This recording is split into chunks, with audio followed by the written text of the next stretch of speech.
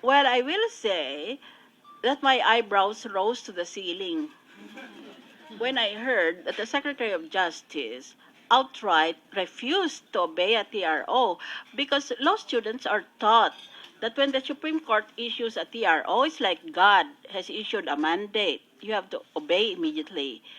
So, but she has tried to explain it by saying that first she was not able to get it on time, etc. However, that could be a reason for questioning her. Anyway, we'll watch it in public on TV. So let's see her explain this. Because if she becomes Chief Justice and under her, the Supreme Court or even a branch of the Supreme Court issues a TRO and someone refuses to obey it using the same grounds, then she'll certainly be in a dilemma. It will be very, very difficult. Well, if I were the ex-Chief Justice, I would commit suicide. I think that would be a major service to my country because I really cannot see that kind of mentality ruling the Supreme Court.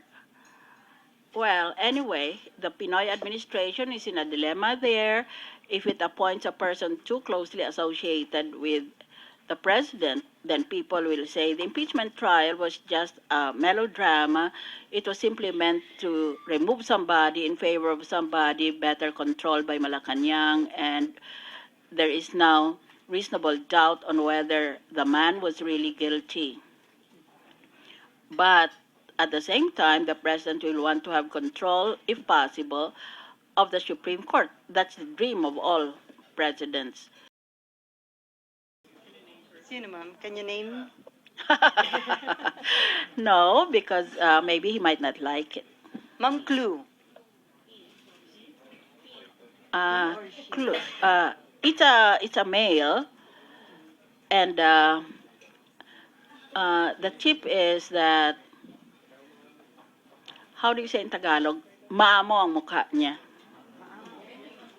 Maamo. Malaanghel ang...